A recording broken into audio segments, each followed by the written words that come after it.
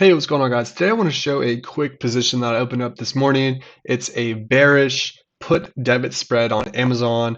As you can see here, Amazon's right under 120, and the position I opened up is expiring tomorrow, June 10th. So I shorted the 125. That was the initial position that I opened, and then I sold a put underneath of it, the 124.75 as insurance. But what I did a little bit differently, I didn't purchase it at the same time. That's why it doesn't show like a put debit spread on the screen here. It actually shows like two separate options. So what I actually did was I bought this. I can't remember exactly when I bought it, but maybe when it was like trending upwards, I bought it. And then whenever it dropped, I sold the put because I was actually up maybe $5 or $10 on this position. So I locked in that profit and sold the 124.75. So the 124.75, you can see here, I sold it and got a credit of $500 there. And then going back to the other position, um, the 515. So it was a debit of $15, and I'll just quickly show that in the drop down here. So I got in for a debit of 15. So I bought the 125 put and I sold the 124.75 put for a debit of 15. So, and then Robinhood does a good job of, quickly showing your max profit and your max loss.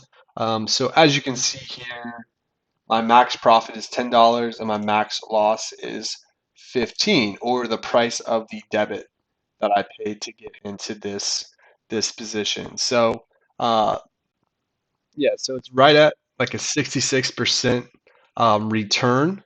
Obviously, this is very small capital that has been implemented into the strategy. I've just really been testing a lot of these different strategies, but as you can see here, I'm only risking $15 for the chance of making $10. So, and I will make, my full profit as long as Amazon doesn't finish above 124.75 tomorrow. So it would have to rise $4 or $5 tomorrow for this trade not to be profitable. But um, that's just the risk that I took on with this position. It's currently right around 120, so it would have to shoot up a little bit tomorrow. Looks like it would have to go right around 4% tomorrow, which is definitely possible, especially with a volatile stock like Amazon. But you know, I I'm just taking a bearish position on it. I like Amazon long term, but just short term tomorrow. It's kind of been trending down ever since the stock split, but who knows?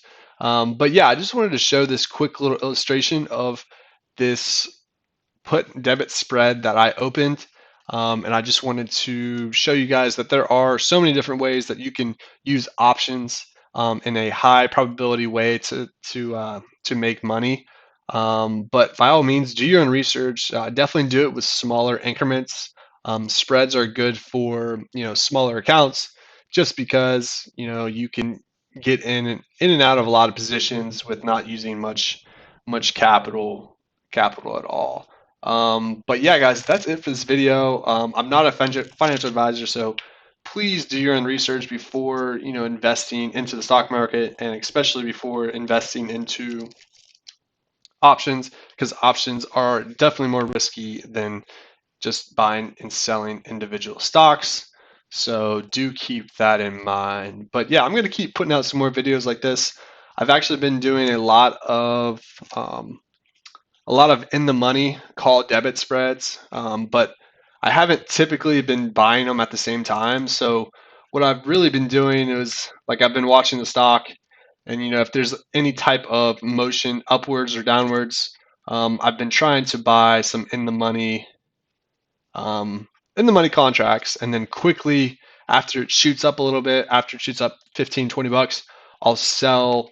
So like for example, obviously this is expiring tomorrow, so there's not a lot of wiggle room. But if you were bullish on Amazon, say, hey, like I don't think it's gonna drop more than $2, $3 tomorrow to 117, You could buy this call option, buy it at 383, sit here and watch it, okay, shot up to 385, and then wait for it to get up a little bit more, lock in some profit, and then sell this call option right above it. So instead of getting in at a 40 debit, you could really get in at like a 0.30, 0.30 debit, or 0.35. So that's just a little bit better of a way than just buying it straight up.